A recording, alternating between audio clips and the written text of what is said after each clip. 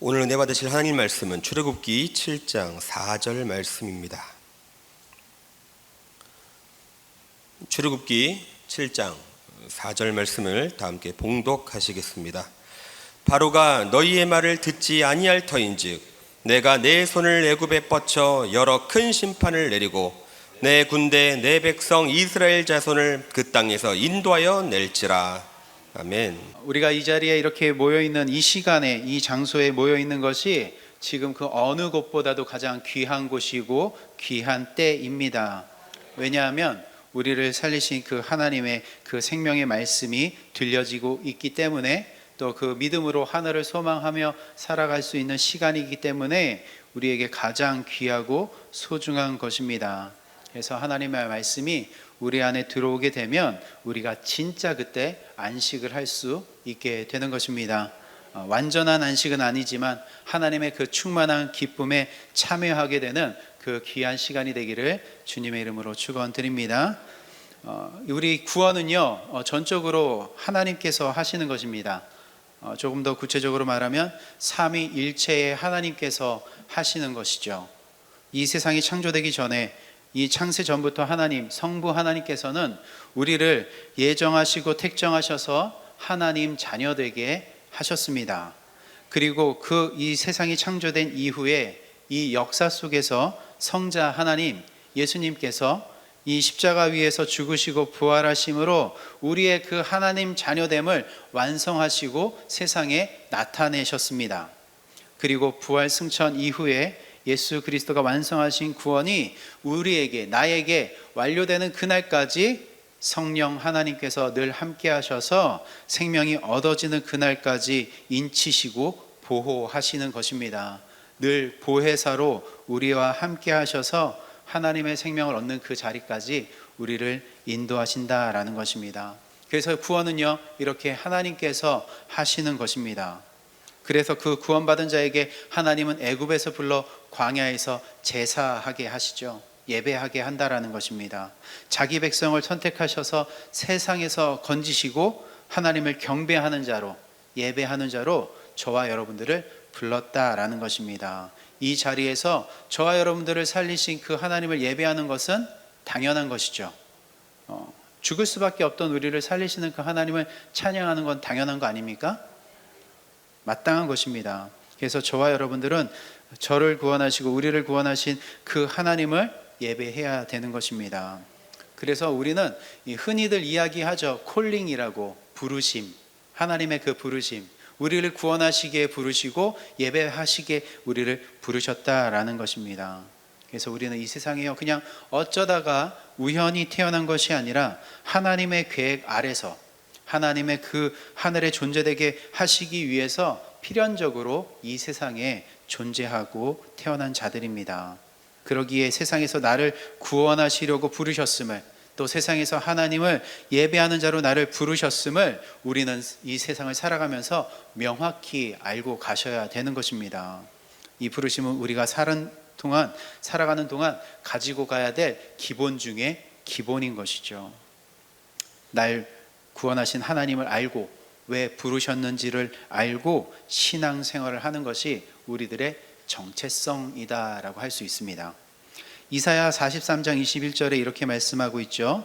이 백성은 내가 나를 위하여 지었나니 나를 찬송하게 하려 함이니라 라고 말씀하고 있습니다. 이 말씀을 우리는 늘 기억해야 되는 거예요. 저와 여러분들은 누구를 위해 창조되어졌다고요? 하나님을 찬송하는 자로. 하나님이 우리를 위해 존재하는 게 아니에요. 우리가 하나님을 높이는 자로 존재하는 것입니다. 죽을 수밖에 없는 나에게 하나님이 생명을 주셔서 살게 하신 그 하나님을 찬양하고 기억하는 것은 우리에게 마땅한 삶인 것이죠. 그러기에 이 부르심, 이 정체성이 없이 신앙생활하는 것 아무 의미 없다라는 것이죠. 그런 정체성 없이 하는 그 모든 것들은 다 내 만족으로 끝나는 것이 많습니다. 내가 어디서 봉사 몇 년 했어, 내가 빠지지 않고 예배 참석했어, 내가 헌금 얼만큼 했어, 그런 업적들을 기리는 것 다 나의 만족으로만 가지고 가는 것입니다. 그러나 이 자리에서 드려지는 예배의 모든 순서에서 하나님의 은혜를 모르고 이 정체성을 모르면 다 자기만족으로 끝난다라는 것입니다. 오늘 찬양 좋았어, 말씀 좋았더라, 기도 잘하더라, 이렇게 끝나는 그런 신앙이 되어서는 안 되는 것입니다. 우리에게 하나님의 은혜를 알고, 생명 주신 하나님의 은혜를 알고 하나님을 기억하고 예배해야 되는 것입니다. 그래서 날 구원하신 그 하나님의 은혜 속에서 하나님을 높이며 하나님을 알아가는 것이 우리 안에 명확하게 세워져 가야 되는 것이죠. 그래서 이 자리에서 하나님의 말씀을 듣는 것이고, 그 말씀이 그냥 지식적으로 그냥 내 안에 쌓여지는 그런 지식적인 말씀이 아니라 진짜 나를 살리는 말씀, 내 머리를 채우는 말씀이 아니라 이 가슴과 이 마음을 채워서 하나님의 생명으로 채워지는 그 말씀이 되어져야 되는 것입니다. 그래서 말씀을 우리는 더욱더 집중하고 믿음으로 하늘의 나라를 소망해야 되겠습니다. 그래서 하나님은요, 이스라엘 사람들 뿐만 아니라 우리를 이 세상에서 건지시기 위해서 부르셨고, 광야에서 제사하기 위해, 예배하기 위해 부르셨습니다. 그리고 또 한 가지, 이제 우리에게 무엇으로 부르셨냐면 군대로 부르셨다라는 것입니다. 오늘 읽었던 말씀이 하나님께서 내 군대, 내 백성을 하나님께서 택하셨다라고 말씀하고 있죠. 부르셨다라는 것입니다. 애굽에 9가지 재앙이 내려질 때까지만 해도 애굽 왕 바로의 마음은 강팍했습니다. 그래서 이스라엘 사람들을 애굽에서 나가게 하겠다라는 그 요청을 거절하죠. 광야에 가서 하나님 앞에 제사를 드리겠다라는 것을 교묘하게 바꾸면서까지 거절을 하게 됩니다. 그렇지만 장자의 죽음 앞에서는 그 강팍했던 마음이 한순간에 무너지게 되죠. 그래서 결국 이스라엘 사람들은 그 10번째 재앙 이후에 애굽에서 나올 수 있게 되어집니다. 그래서 그렇게 애굽에서 나온 이스라엘 사람들의 숫자를 세는 게 민수기에 나오죠. 근데 그 민수기에 어떻게 이렇게 이야기를 하냐면 20세 이상으로 전쟁에 나갈 수 있는 사람만 숫자를 셉니다. 그래서 60만 3,550명이라는 그 숫자가 기록되어져 있죠. 75명의 가족으로 시작해서 400여 년이 지난 이 시점 가운데 싸움에 나갈 수 있는 남자만 60만 명이 되어졌습니다. 그러니 이 숫자에 포함되지 않은 여자들, 노인들, 어린아이들, 그리고 같이 따라 나온 이방인들까지 하면 추정되는 것은 약 200만 명이 되겠다라고 하고 있죠. 거기에 기르던 가축까지 같이 나왔으니 어마어마한 행렬이 그 애굽으로부터 나왔을 것입니다.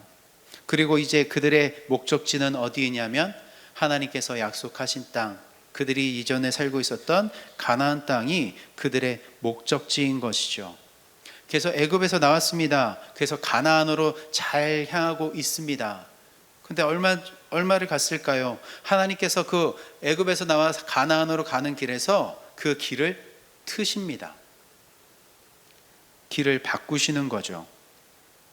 애굽 땅에서 가나안 땅으로 가는 데 있어서 가장 편하고 가장 빠른 길은요, 해변을 따라서 올라가기만 하면 가나안 땅으로 일주일이면 갈 수 있는 그 길이 있습니다.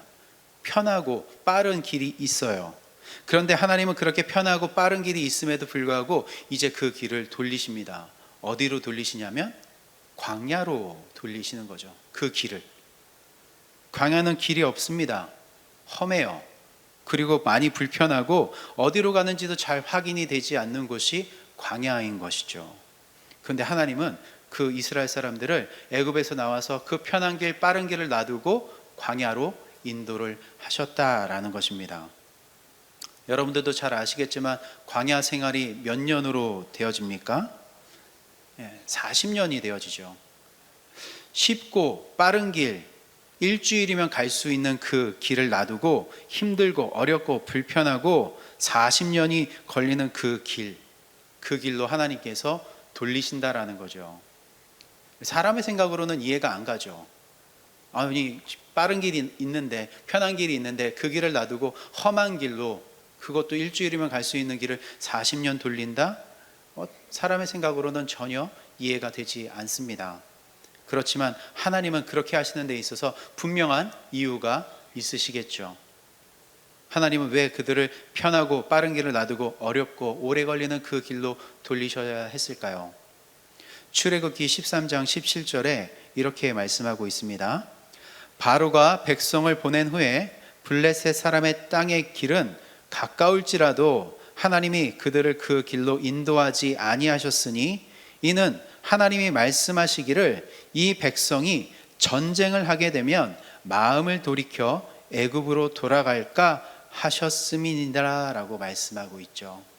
편하고 빠른 길이 있는데 그 길에는 누가 살고 있냐면 그 근처에는 블레셋이라는 그 족속들이 살고 있었다라는 것입니다. 그래서 가까운 길, 빠른 길로 가게 되면은 가다 보면은 블레셋 족속을 만나게 되는데 그건 단순히 그냥 마주치는 정도가 아니라 전쟁을 일으킬 수 있다라는 거죠. 그들과 싸움을 하게 된다라는 것입니다. 그런데 그냥 싸움으로만 끝나면 좋겠는데 그렇게 싸워서 이 마음이 상해서 돌이켜서 다시 애굽으로 돌아가자 할까봐 하나님께서 그 길을 광야로 돌리셨다라는 것입니다. 사람들과 싸우다가 그 블레셋 족속들과 싸우다가 야 이건 아닌 것 같아 다시 애굽으로 돌아가자 그렇게 할까봐 하나님께서 길을 돌리셨다라는 것입니다. 이들은 아직 싸울 준비가 되지 않았습니다. 애굽에서 그들이 어떻게 나왔을까요? 그들이 다 어떻게 나왔습니까? 그들이 무엇을 해서 나왔습니까? 아니죠. 모든 것을 다 하나님이 하셨어요. 애굽의 어떤 힘을 가지고 대항해서 이겨서 나온 것이 아니라 하나님께서 다 하셔서 나왔습니다. 그래서 하나님이 하신 일들만 보고 체험하면서 나왔던 거죠. 하나님 정말 대단하시는군요. 물을 피로 변하게 하시고 우박을 떨어뜨리고 흑암이 있게 하시고 모든 장자는 죽게 하는데 우리는 또 이렇게 보호하셨군요 라는 그 하나님의 능력, 하나님의 손길만 보고 나왔습니다. 그리고 나올 때 어떻게 했습니까? 애굽 사람들한테 금 달라고 하니까 금 주죠. 뭐 보석 달라고 하니까 그냥 줘요. 달라는 대로 쭉쭉 줍니다. 아무것도 한 게 없어요. 그러니까 이 이스라엘 사람들은 이거 아무것도 아니구나. 하나님이 다 하시니까 너무 쉽네. 그러니까 이들은 광야로 나와서 싸움을 하겠다라는 그런 생각을 전혀 하지 않고 나왔던 거죠. 그런데 이제는 달라져야 합니다. 하나님께서 애굽에서 나오게 하셨을 때 구원받는 그 은혜를 허락하시면서 이제 광야에서는 무엇을 해야 되냐면 전쟁을 하며 살아가야 된다라는 것입니다. 그래서 군사라고 하나님은 자기의 백성들을 이야기합니다. 출애굽기 6장 26절에도 이렇게 말씀합니다. 이스라엘 자손을 그들의 군대대로 애굽 땅에서 인도하라라고 말씀하고요. 출애굽기 12장 41절에 430년이 끝나는 그날에 야훼의 군대가 다 애굽 땅에서 나왔은즉 애굽에서 나온 자들을 다 뭐라고 이야기하냐면 군대라고 이야기를 하고 있습니다. 백성, 하나님의 백성이다 그러면서 군대다. 너희는 군대다. 군대가 뭐 해야 됩니까? 군사가 뭐 해야 됩니까? 싸워야 되는 거잖아요. 그러니까 이제는 전쟁하기 위해 불렀는데 이들이 아직 싸울 준비가 되지 않았던 거죠. 그래서 싸워서 마음을 돌이킬까 봐 이제 하나님께서 이들을 군대로 재편성하기 위해서 훈련시키기 위해서 어디로 이끄시는 거냐면 광야로 이끌어내는 것입니다. 그래서 민수기에서 사람의 숫자를 세는 게 20세 이상으로 싸움에 나갈 수 있는 숫자만 세는 것이죠. 애굽에서 건져지는 것, 구원은 하나님이 하시는 거죠. 할렐루야. 우리가 뭐 할 수 있는 거 아니죠. 하나님이 하시는 거예요. 우리가 하는 게 아닙니다. 그러나 광야에서 일어나는 이런 전쟁은 이제 누가 해야 된다고요? 저와 여러분들이 해야 되는 거예요. 구원받은 자가 해야 되는 거예요. 근데 아직 싸울 준비가 안 됐으니까 하나님은 이제 훈련시켜야 되는 것입니다. 인생을 살아가면서 우리는 이 광야라는 인생을 살아가면서 치열한 싸움을 해야 되는 것은 우리의 몫이 되는 것입니다. 그런데 싸워야 될 것을 전혀 생각하지 않았기 때문에 하나님은 그 길을 돌리시고 광야에서 이제 군대로 준비시키시는 것입니다. 이스라엘 사람들을 내 군대, 야훼의 군대라고 하셨던 것은 하나님이 이제 훈련시키겠다라는 것입니다. 여러분 구원 받으셨습니까? 아멘. 그렇다면 하나님을 예배하는 것이 당연한 것이죠.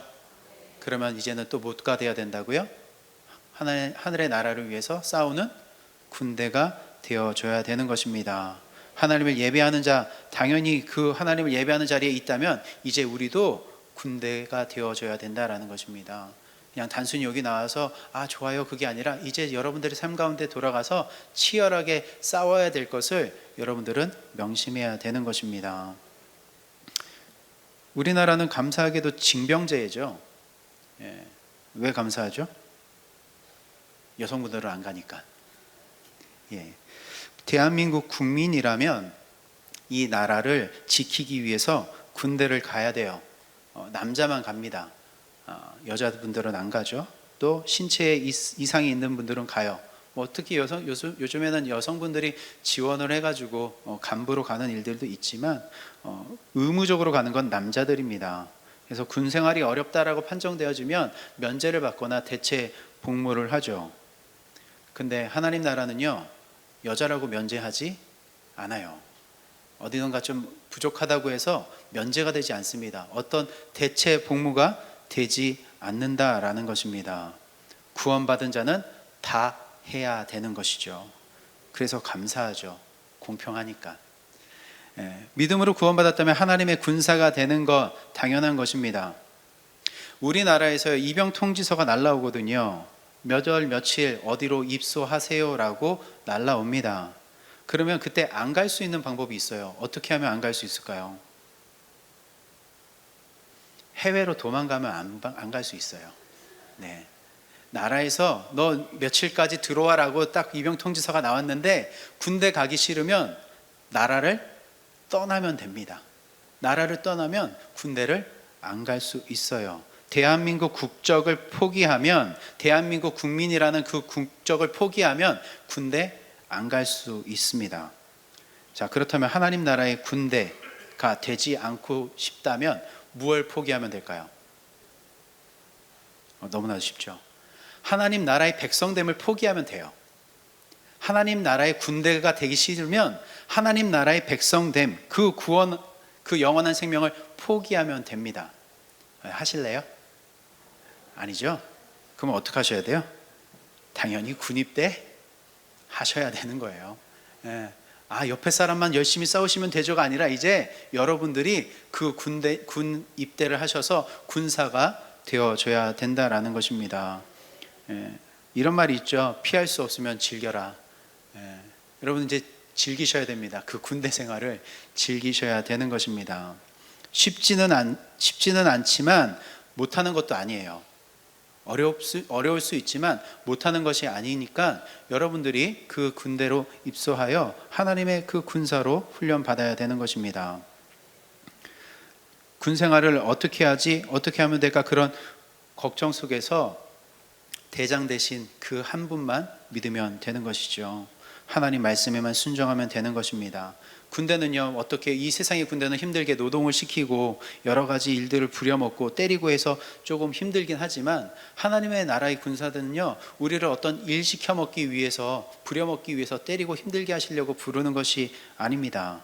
오직 하나님만 전적으로 믿고 그 말씀에만 순종하기 위해 군대로 부르시는 거예요.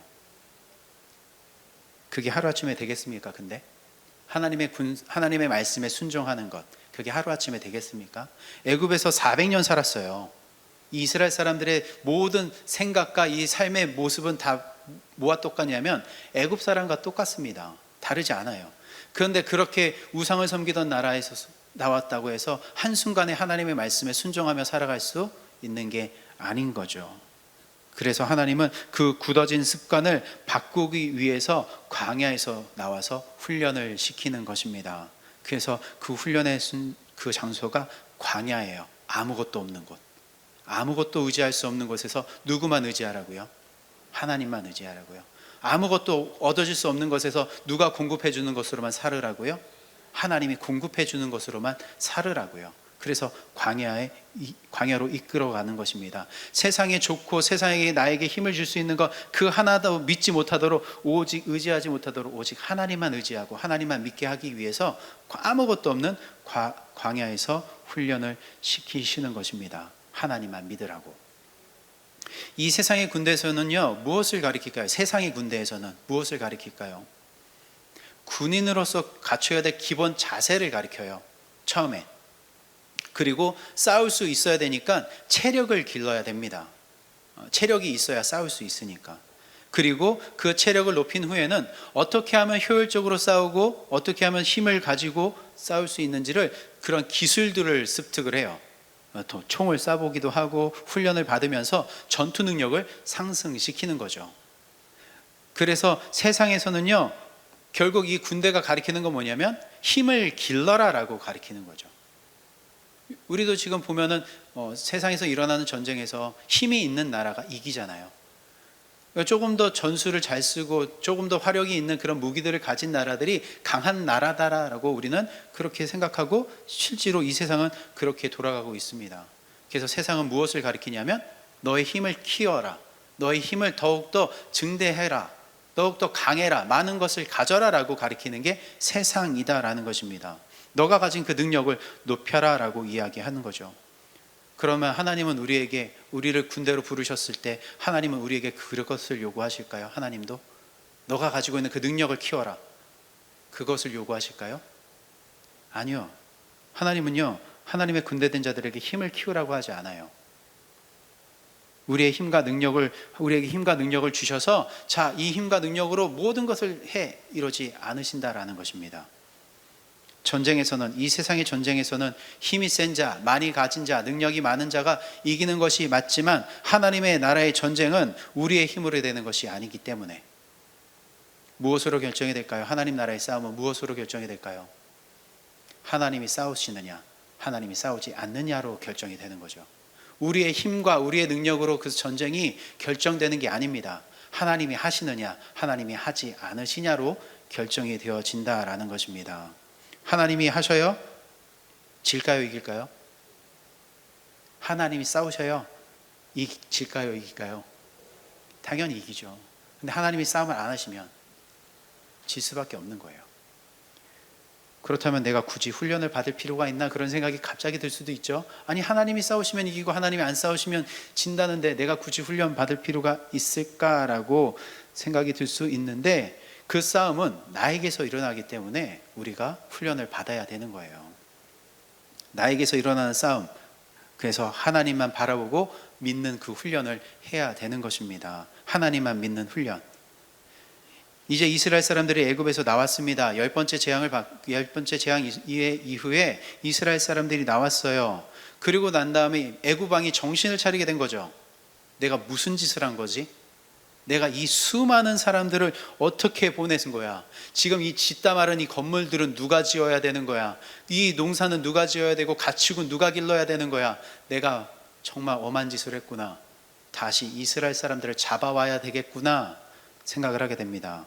그래서 애굽의, 그 당시 세계 최대 강국이라고 하는 그 애굽의 그 군대가 이스라엘 사람들을 잡기 위해서 모두 다 쫓아오게 됩니다. 그러는 사이 이스라엘 사람들은 편한 길에서 돌려서 광야로 이동해 어디 앞에 머물게 되냐면 홍해 앞에 머물게 되죠.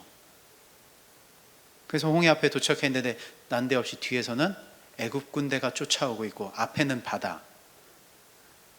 지금 편한 길을 가다가 블레셋 족속과 싸울까 봐 길을 돌렸더니 세계 최대 강국 애굽과 마주치게 되고 있는 상황. 그 자리에서 사람들이 느꼈던 것은 뭐겠습니까? 꼼짝없이 죽었구나 라는 것을 느끼게 되는 거죠.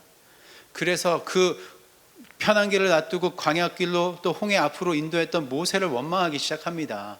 우리를 왜 이 광야로 나오게 해서 여기서 죽게 만드느냐, 차라리 애굽에서 살았으면 좋았을 텐데 그 좋은 곳에서 우리를 이끌어내서 이 광야에서 죽게 만드냐, 애굽 사람들 섬기는 것이 광야에서 죽는 것보다 낫겠다라고까지 이야기합니다. 이에 모세가 뭐라고 이야기하냐면 출애굽기 14장 13절에 이야기합니다. 모세가 백성에게 이르되 너희는 두려워하지 말고 가만히 서서 야훼께서 오늘 너희를 위하여 행하시는 구원을 보라. 너희가 오늘 본 애굽 사람을 영원히 다시 보지 아니하리라 라고 말씀합니다. 이제 꼼짝없이 죽었다라고 생각하는 사람들에게 너희는 싸우지 않을 거야, 가만히 있어, 너희를 위하여 구원을 행하시는 하나님의 그 능력을 보게 될 거야 라고 이야기하죠. 너희를 위해 이제 뭐 하시는? 싸우시는 하나님을 보게 될 거야 라고 하는 것입니다. 하나님의 훈련이 시작된 거죠. 이제 하나님이 하는 것을 보아라 라는 것이죠. 하나님이 이스라엘 사람들과 그래서 애굽 사람들 사이에 벽이 되셨고 애굽 군대들이 그 이스라엘 진영으로 못 넘어오게 막아주셨어요. 그리고 동풍이 불게 하셔서 홍해를 가르시고 그 땅을 마른 땅이 되게 하셔서 건너게 하시죠. 그리고 애굽 군대들이 그 뒤를 따라오다가 모든 것이 몰살되는 것을 이스라엘 사람들이 다 보게 됩니다. 이스라엘 사람들이 이제 꼼짝없이 죽었구나라고 하는 그 순간에 하나님이 그들을 위해 싸우셔서 구원의 내심을 경험하게 되는 거죠. 그런 훈련 속에서 어떤 결과가 나타나게 되냐면 31절에 이야기합니다. 이스라엘이 야훼께서 애굽 사람들에게 행하신 그 큰 능력을 보았으므로 백성이 야훼를 경외하며 야훼와 그의 종 모세를 믿었더라라고 말씀합니다. 14장 31절에 그렇게 행하시는 그 큰 능력을 봤더니 결과로 뭐가 됐다라는 거예요? 백성이 야훼를 경외하며 믿었더라라는 거예요. 훈련은 뭐라고요? 믿음의 훈련인 거예요. 믿는 것. 그저 놀라운 일을 행하시는 그 하나님을 믿는 게 아니라 구원을 행하시는 그 하나님을 믿는 것. 그냥 이 아무것도 행한 것이 없이 나왔던 그들에게 이제 그들에게 하나님은 믿음의 훈련을 하고 계시는 것입니다. 하나님을 경외하는, 하나님을 믿는 그 훈련을 하게 된다는 거죠. 그때는 몰랐어요. 하나님이 참 하나님이구나. 그걸 모르고 그냥 어리버리로 나왔다는 거죠. 그런데 그렇게 하나님의 능력을 보니까 하나님이 행하시는 그 믿음의 훈련 속에서 진짜 참 하나님은 야훼시구나. 나를 건지시는 분, 나에게 생명 주시는 분은 하나님이시구나 라는 것을 믿게 되었다라는 것입니다. 이거는 이제 시작에 불과하죠. 이거는 홍해 사건은 시작에 불과합니다. 앞으로도 이스라엘 사람들은 하나님만 믿고 하나님만 신뢰하고 하나님의 말에만 순종하는 훈련을 하게 될 것입니다. 그 훈련의 장소가 광야라고요. 그런데 그 훈련이 제대로 되면 좋겠지만 때로는 안 될 때도 있겠죠. 불평할 수 있다고요. 원망할 수 있다라는 거죠. 실패를 또 경험할 수도 있습니다. 그렇지만 하나님은 하나님이 택한 자들을 포기하지 않으세요. 하나님이 택한 자들을 너가 믿음의 훈련이 안 되구나 해서 포기하지 않는다고요. 끝까지 이끌고 가신다라는 것입니다. 훈련 어려워요. 그렇지만 나에게 익숙하지 않는 것이라서 어려울 수 있습니다. 그러나 그 모든 것을 또 하나님이 이기게 하신다라는 것입니다. 하나님만 믿고 하나님만 바라보게 하는 것, 그 훈련이 이제 우리에게 시작되고 있는 것이고 우리가 그 광야의 삶을 살아가고 있는 것입니다. 로마서 8장 17절에 이렇게 말씀합니다. 자녀이면 또한 상속자 곧 하나님의 상속자요 그리스도와 함께 한 상속자니 우리가 그와 함께 영광을 받기 위하여 고난도 함께 받아야 할 것이니라 라고 말씀하고 있습니다. 내가 하나님의 자녀, 하나님 나라의 그 축복의 상속자, 군사면 하늘의 것을 누리기 위해서 모두 같이 경험해야 된다고요. 고난도, 그 영광을 받기 위해서 고난도 함께 받아야 된다라는 것입니다. 믿음 생활은요 그렇게 쉽지만은 않습니다. 삶 속에서 그 고난이 있다라는 것입니다. 하나님의 상속, 그 영원한 생명을 포기하시진 않으시겠죠? 그렇다면 우리가 그 고난도 함께 해야 된다라는 것입니다. 디모데후서 4장 8절에 이제 후로는 나를 위하여 의의 면류관이 예비되었으므로 주 곧 의로우신 재판장이 그 날에 내게 주실 것이며 내게만 아니라 주의 나타나심을 사모하는 모든 자에게도니라 라고 말씀합니다. 의의 면류관, 하나님 나라의 그 영광, 그 영원한 생명이 우리에게 주어진다라는 것이죠. 언제 받게 되냐면 우리의 이 육신의 호흡이 다 끝나게 되면, 이 광야 생활이 다 끝나게 되면 그때 받게 된다라는 것입니다. 어제 논산에 그 침례식이 있어서 훈련소에 갔다 왔습니다. 근데 그 훈련병들을 향해서 어떤 목사님이 이렇게 말씀하더라고요. 제대하고 싶으시냐고. 훈련병들에게 훈련병들이 뭐라고 얘기했을까요?